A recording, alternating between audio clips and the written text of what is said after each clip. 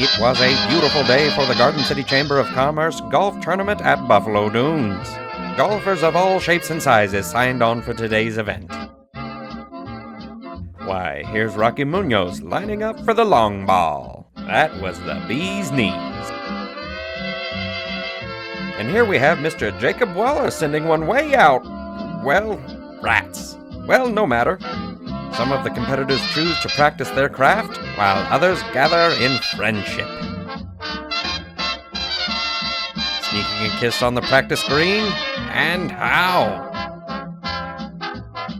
Now we join Sean and Rocky on what looks like to be a rather bumpy ride. These two are on a journey to find a real winner.